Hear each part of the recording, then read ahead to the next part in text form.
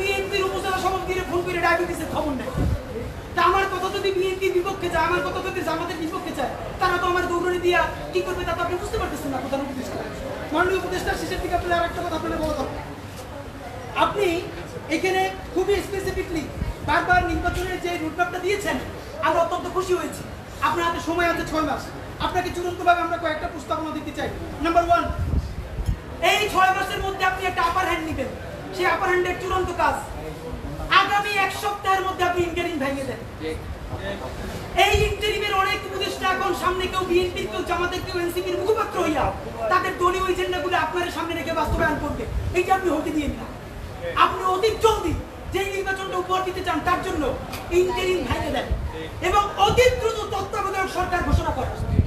এই ইন্টারিম ভেঙে দিয়া আপনি প্রধান হইয়া আপনি তত্ত্বাবধায়ক সরকার ঘোষণা করেন।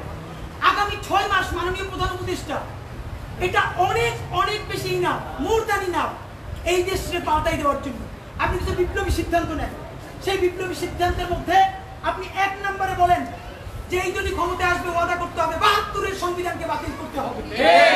যেই 72-এর সংবিধানের মধ্য দিয়ে বাকশাল হয়েছে, বিচারিক হত্যাকাণ্ড হয়েছে, সেই সংবিধানকে নতুন সংসদে বাতিল করে জুলাইয়ের ঘোষণাপত্রের আলোকে এবং জুলাইয়ের সনদের আলোকে নতুন সংবিধান রচনা করতে হবে। নাম্বার 2, প্রতিনিধিত্বশীল স্বাধীন পুলিশ কমিশন গঠন করতে হবে। আমরা বলেছি শুধু পুলিশ কমিশন না, কারণ এই পুলিশ যদি জানে আগামীতে বিএনপি ক্ষমতায় আসবে, জামাত ক্ষমতায় আসবে, সে হোমওয়ার্ক কইরা প্রত্যেকটা কেন্দ্র দখল করে ব্যালট ভরে দিবে, কারণ সে জানে তাহলে তার পোস্টিংটা ভালো হবে। সুতরাং আমরা চাই একটা প্রতিনিধিত্বশীল স্বাধীন পুলিশ কমিশন। এটা যদি 10 জনের মেম্বার হয়, 2 জন বিরোধী দল থেকে থাকবে, 2 জন বিশ্ববিদ্যালয়ের শিক্ষক থাকবে, 1 জন শহীদ পরিবার থেকে থাকতে পারে, এই পুরো সরকার থেকে থাকবে 5 জন, বাকি 5 জন অন্য স্টেট থেকে। যদি সেটা হয় তাহলে ন্যূনতম তাকে কিন্তু একটা কন্ট্রোল করা যাবে। নাম্বার 2, আপনি ন্যূনতম জুডিশিয়াল রিফর্ম না করে আপনি কিসের নির্বাচন দিচ্ছেন? এই যে নির্বাচনে খুন হবে প্রচুর, সেই খুনগুলো নিয়ে তো মামলা হবে। আমরা এই যে আসিফ মাহমুদ বনাম ইশরাক হোসেনের যে ক্যাচাল, সেই ক্যাচালে দেখলাম আদালত পর্যন্ত স্বীকার করতেছে যে এই ব্যাপারে রায় দেওয়ার উপরে তার উপরে চাপ ছিল। কোনো রাজনৈতিক দল ক্ষমতায় নাই, সেই অবস্থায় যদি আদালত বলে যে এই রায় দেওয়া তার উপরে চাপ ছিল, যখন রাজনৈতিক দল থাকবে তখন তো চাপ লাগবে না, তখন আইন মন্ত্রণালয় দিয়ে রেখে পাঠাবে, সে শুধু সাইন করে দিবে। সুতরাং আপনি জুডিশিয়াল রিফর্ম কি করলেন সেই থেকে আপনাকে স্পেসিফিকলি বলতে হবে। জনপ্রশাসন সংস্কার, সব কিছুতে একমাত্র বিসিএস প্রশাসন ছড়িয়ে ঘুরাবে তা হইতে পারে না। আপনি ক্ষমতা ডিসেন্ট্রালাইজেশন করেন, আপনি পুলিশকে একটু ভিন্ন করেন, আপনি অন্যান্য ক্যাডারগুলোকে আরেকটু এম্পাওয়ার করেন। এই যে জনপ্রশাসন সংস্কারের মধ্যে প্রশাসকরা নিজেদেরকে প্যারালাল রাষ্ট্র ভাবে, এইটি আপনি ন্যূনতম ভেঙে দিতে না পারলে আবার তো সে আমলাতান্ত্রিক দেশ করবে। এবং আপনাকে সর্বশেষ আমরা বলতে চাই, আগামী 6 মাস আমরা আপনার কাছে অ্যাকশন দেখতে চাই। সেই অ্যাকশনটা হলো, এখন চলে আগস্ট মাস, আগস্টের মধ্যে আপনি ইন্টারিম ভেঙে দেওয়া চূড়ান্ত রূপরেখা প্রণয়ন করেন। এতদিন বলছি আমরা বিচার সংস্কার, বিচারের কোন কোন রায়টা আসবে আপনি তা তো একটা বললেন না এই আপনার দীর্ঘ বক্তৃতার মধ্যে, কিন্তু আপনি ঠিকই নির্বাচনের সব কথা তো বললেন, থ্যাংক ইউ, আপনি এটা বলেছেন।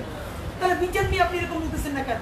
নাম্বার 2, এতদিন আমরা আগে বলেছি সংস্কার, তারপরে বলেছি মৌলিক সংস্কার, না এখন মৌলিক সংস্কারও বলি না, নির্দিষ্ট 5টা সংস্কারের কথা বলেছি।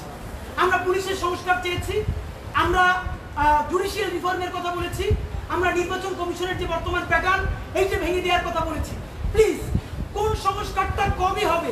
নির্বাচনের আগে যদি আপনি একটা সংস্কার নিজে করে দেখাতে না পারেন, তাহলে বলেন প্রবাস থেকে লক্ষ টাকা প্লেন ভাড়া দিয়া বাংলাদেশের মানুষ কেন ভোট দিতে আসবে? বলেন, সে তো জানে একটা সংস্কার আপনি করতে পারেন নাই। এই যে ভোট দিয়ে যাবে, যারা ক্ষমতায় যাবে তারা ঠিকই আগর কাটাতে সব 91 যেরকম তারা চুক্তি ভঙ্গ করেছে, চুক্তি ভঙ্গ করে আবার ফ্যাসিবাদ কায়েম করবে। শুধু শুধু সে কেন দেশে ভোট দিতে আসবে বলেন?